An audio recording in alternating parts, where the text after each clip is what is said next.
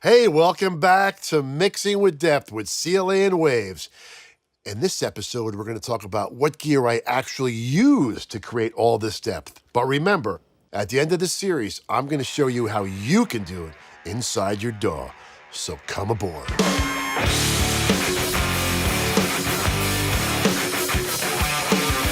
Well, back before digital, these were our plugins, okay? So these are the effects that I still use today.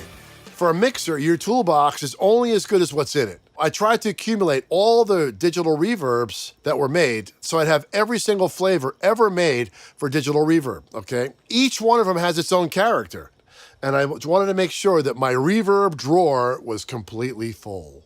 So let's talk about them quickly, okay? Number one, it's the most important reverb that I use on every mix. One of the first ones I started using, the Lexicon 480L, an original from the 80s. It's been in every recording studio around the world. It is like milk when it comes to cereal, and it is like cream and sugar for your coffee. So it's something I've been using since day one. I can't beat the way this thing sounds for a vocal plate. So it's literally set on a plate with some pre-delay, usually around 150. Sometimes that changes, but generally that's the setting. This is my reverb, the one that I have on vocals ready to go. It's got its own sound, and I don't want to mess with it, okay? So reverb numero uno, the Lexicon 480L.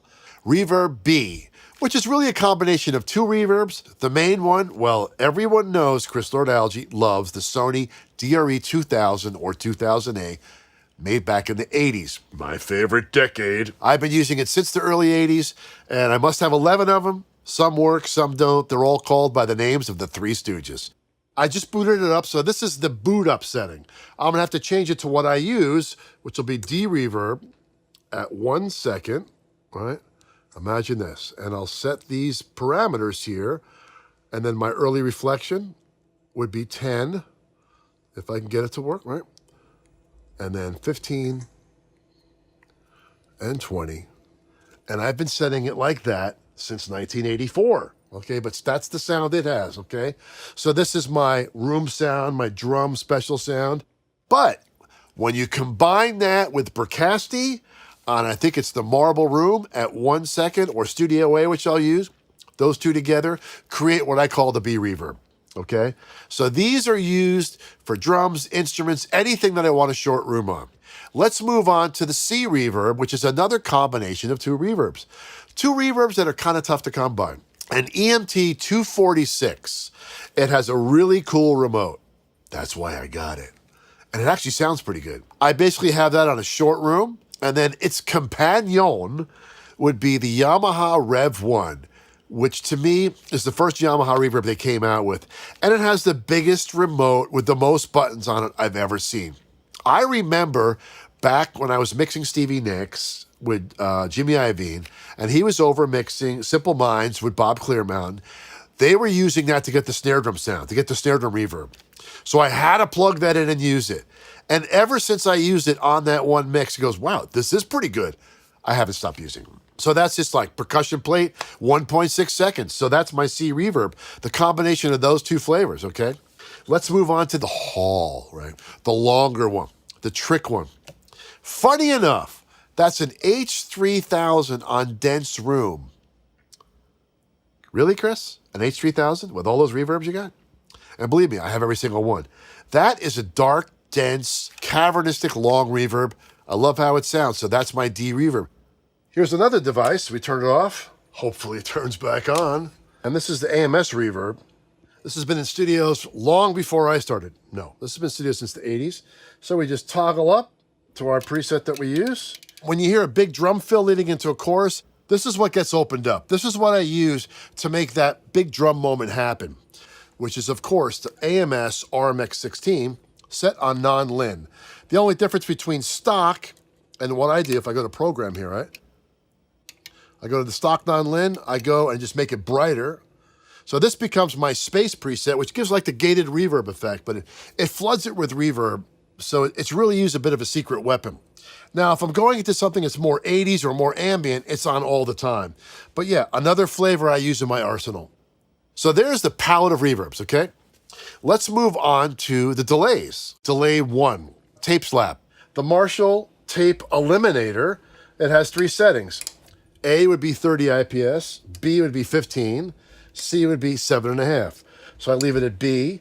And you have this VSO, which I'm leaving at 100%, so it's exactly 15, right? So that's the setting. And then my throw delay is right here. That is a Line 6 Echo Pro. Pretty simple, okay? So on this, I will go to BPM, put it at 120, right? Go back to the display. So that's quarter note, right? And then that's at 500, analog with mod, okay? Pretty much as it sits. So it's all set and forget. Levels are set, not a problem. That's delay number 2. Delay number 3, I call them the twin lexicons. So Lexicon PCM42, you've seen one in every recording studio in the world. I set them to 8th note, and they're not exactly the same. So if the 8th note is 250, then one's like 240, and the second one's like 255. So I try to put a spread of anywhere from 10 to 15 to 20 milliseconds in between them to make kind of a stereo spread. Well, back here on the other side of the room, let's point to what I call delay number 4, one that's called crowd. The one that I use all the time as a little bit of a secret weapon is the Ursa Major Space Station, a one-of-a-kind unit with a one-of-a-kind sound. It's like a whole bunch of short delays in it that's kind of dark, but it gives it like a very live kind of slap feel, like a stereo slap, but to the point where to me, it's very musical. And that gets used to add a little bit of a club sound or just a little bit more dimension to instruments, to the point where you actually hear the guitar kind of ricocheting off the walls, but not in a very obvious long delay manner. So basically 4 delays and 4 reverbs. And I look at it that way. I look at it as 4 banks, okay? 4 cents. Even though I'll package multiples together, that becomes my palette that I work from.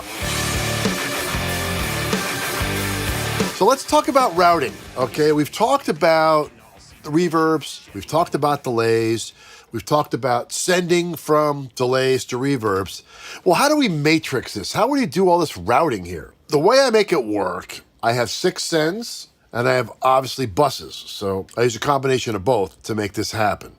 And I do some sharing. So 4 reverbs end up being on 2 sends. So the matrixing goes like this. Send 1, vocal reverb. Send 2, drum reverb. Send 3, drum and instrument reverb, okay? Send 4 is throw delay. Send 5 is an AMS DDL sitting up here. Send 6 is crowd, the Ursa.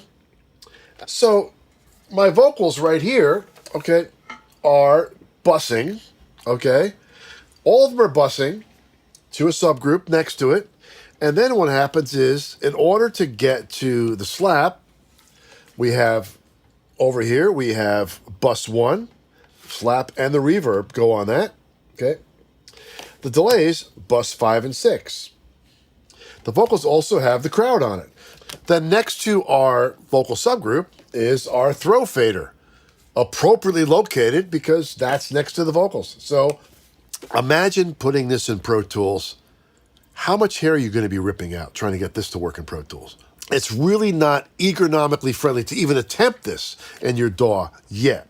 Because of the ergonomics of this beautiful solid-state Logic console and how it's built, I'm able to look and see all this at once, okay? So the thing is, you're painting this picture, opening of the song, you're like, no, not that much. Maybe just a little reverb, a little crowd, okay? B section, let's add the slap. Chorus, let's add the delay, okay? So you can go any way you want. You can say, oh, well, I just want to have this long haul just for this one breakdown vocal. You can just use it's going there. So you can pull everything else and just have that return. You can get to a breakdown in the song, pull them all down and automate it. So you're automating the level and muting of this section of the console, right? That's just the routing for the vocal. Let's talk about the drums, okay? It's got 4 reverbs on the drums. And you figure out, you know what? I want to put my drum reverb on the room sound, maybe the samples, a little bit of the overhead, maybe a tiny bit off the dry snare. Maybe the song builds. Okay, the opening can be like, just this guy. B section, ooh, this guy. The fill into the chorus, whammo, turn this up, build into the chorus, back down, okay? Breakdown, zippo. Okay, back into the chorus fill, boom, they're back up. Now you've created this landscape that now goes valleys and hills and far away, over the hills and far away, like Led Zeppelin.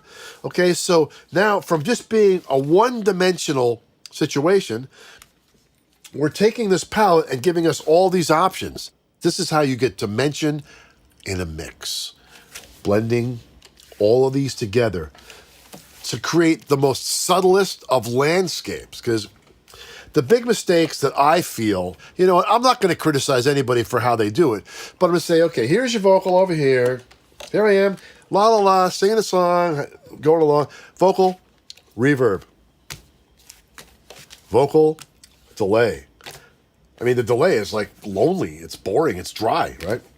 Or vocal, slap, right? Okay, well, it's so much better to have vocal, delay, and then this has some sexy reverb on it, okay? And then you feather in the vocal reverb, and then the atmosphere gets better. Whether it's with a guitar, a drum, a vocal, anything, a solo. You go from a voice with a little bit of verb, and then a little bit of delay, to a little three-dimensionality. And that's what this does, okay? You set all these effects, okay? They're preset. Okay, tempo-based, time-based, it's done. You're not touching these. How you blend those. You're saying, okay, I have my eggs, I have my milk, I have my baking powder, my salt, my pepper, okay, my syrup, my caramel, okay, my butterscotch. I have all these flavors, and I'm making this unbelievable cake out of it, okay? If you take them away and just do one at a time, you got a plain donut right there. A plain donut. I don't want that. I want a little red velvet on my donut. So think about it like that, okay? Do you want to eat your steak just straight up plain? No. You want that with a little salt and pepper. You want a baked potato. You want some butter. You want some barbecue sauce, okay? It's all about life, and it's all about how you combine things. So making music is not about, okay, here's black and white, here's black and white, here's charcoal. No.